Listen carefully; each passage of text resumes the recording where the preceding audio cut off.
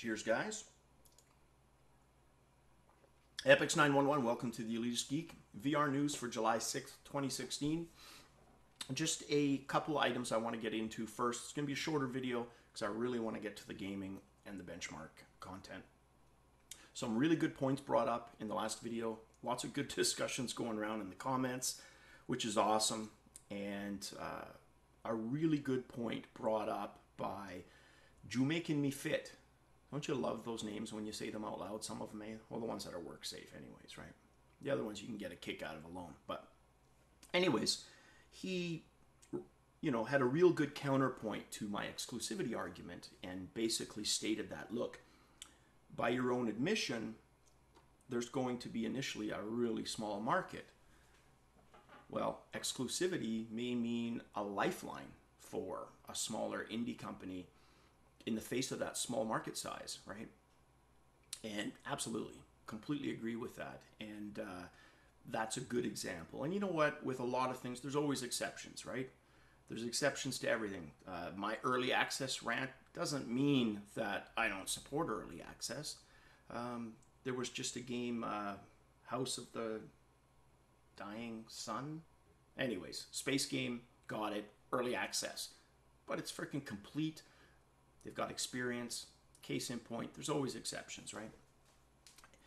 Crazy Kraka, also good for a lot of constructive comments that, have saved my bacon on another occasion.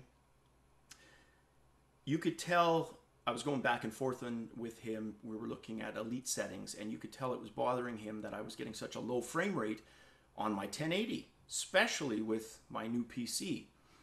So he asked a question, well, do you have reprojection enabled? And my immediate response was going to be, of course not. As I pointed out in several videos ago, reprojection is if you have slower hardware, like a slower GPU, a problem game, that's when you want to use it. If you've got a fast system, fast card, you wouldn't use reprojection because reprojection is fake higher frame rates, right? Think of it as using filler. It uses filler to add in those extra frames. So if your system's not capable of 90, say you only get 45, it injects that filler to create the illusion of 90, right? For a smoother experience. And that's primarily for people, so they don't vomit all over the place, right? The people who are susceptible to motion sickness. And for just maintaining a nice aesthetic, right, frame rate. So some really good discussions. Thanks, guys. On to the news. Again, just a couple of things, and then getting to the gaming and benchmarking content. Samsung has registered a new model. A Dutch Samsung rumor company found a listing that indicated there was a Samsung VR model, and it turned out to be 1 digit higher than their current, which itself was 1 digit higher than an earlier prototype. So that will be really interesting, and it's nice to see how aggressive they are being with VR, right? And if you think about it, it makes such natural sense. Most of the OLED screens for the bigger VR companies are coming from Samsung. The fact that they're not content to just be an OEM for parts is awesome. The fact that they're going to be this aggressive without much competition, we'll talk about another one in a second, that's a good sign to me. So I can't wait to find out more. As I know, I'll let you guys know. Google, in turn, is working on a project called Daydream. And Daydream is essentially another mobile device, right? Which, again, will be a foray into that mobile arena. So the fact that we have VR kind of running parallel in 2 areas, well, 3 really, if you consider consoles, right?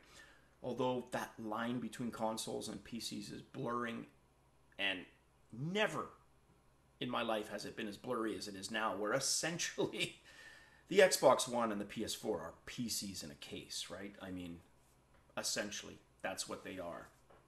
So to see Google and Samsung with mobile and the other companies with PC and console, That's awesome. And it indicates that they're serious about VR. So we keep these sales numbers this year, increase those, new quality games. If we get a couple of killer apps for virtual reality, which, as good as the stuff has been so far, I don't think we've had that killer app yet.